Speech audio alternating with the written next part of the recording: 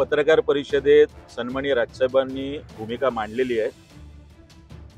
दिल्लीश्वरांच्या पुढे नतमस्तक होऊन महाराष्ट्र सरकार मराठीचा बळी घेऊन मराठी आणि महाराष्ट्रावर जे हिंदीकरण लादू इच्छिते त्याला महाराष्ट्र नवनिर्माण सेनेचा विरोध आहे। शाळांमध्ये पूर्वीपासून जर 5वी 6वीच्या नंतर हिंदी ही जुजबी भाषा म्हणून शिकवली जायची। न्यू एज्युकेशन पॉलिसीमध्ये ज्याला आपण MEP म्हणतो, राष्ट्रीय शैक्षणिक धोरण म्हणतो, त्याच्यातही कुठेही हिंदीचा आग्रह नाही।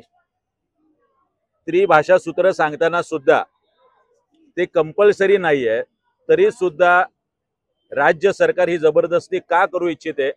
आज आम्ही शाळा संस्थाचालक आणि शाळाचे मुख्याध्यापक यांना आज भेटून निवेदन सन्माननीय राजसाहेबांचं पत्र दिलेलं आहे आणि त्यांना सांगितलं आहे की या गोष्टीला एक संस्थाचालक मुख्याध्यापक म्हणून आपणही विरोध करावा। आज अत्यंत शांतपणे आम्ही प्राचार्यांना निवेदन दिलेलं आहे।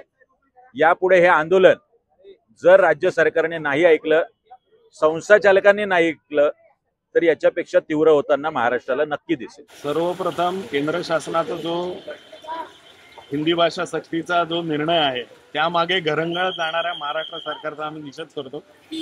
काल याबाबत सन्माननीय राजसाहेबांनी सविस्तर पत्रकार परिषद घेऊन आपली भूमिका स्पष्ट केलेली आहे की लहान मुलांना हिंदी सक्तीची गरज नाही, कारण ही हिंदी सक्ती केवळ महाराष्ट्रातच होत असल्याचं निदर्शनास आलेलं आहे।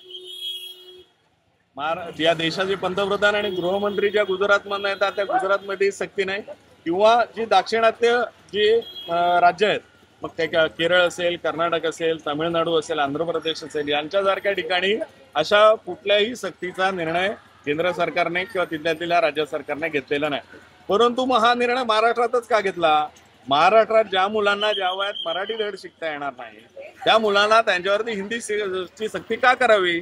आणि जर अशी हिंदी सक्ती करत असाल तर या हिंदी सक्तीच्या आडून तुम्ही मराठीचं अस्तित्व पुसण्याचा प्रयत्न करणार आहात का?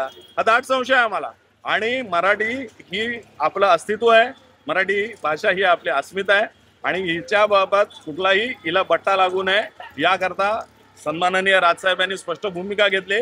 त्यांनी आज सर्व शाळांच्या मुख्याध्यापकांना एक स्पष्ट पत्र लिहिलेलं आहे की सरकार जरी हिंदी सक्तीचा जरी आपल्यावरती आग्रह करत असेल तर आपण त्या हिंदी सक्तीला बळी पडू नये, आपण त्या हिंदी भाषा शिकवण्याला विरोध करावा आणि आपल्यावर जर कोणी दबाव आणला सरकारमार्फत तर आमच्याकडे जरूर यावं। महाराष्ट्र नवनिर्माण सेना या सर्व मुख्याध्यापकांच्या पाठीशी ठामपणे उभी असेल।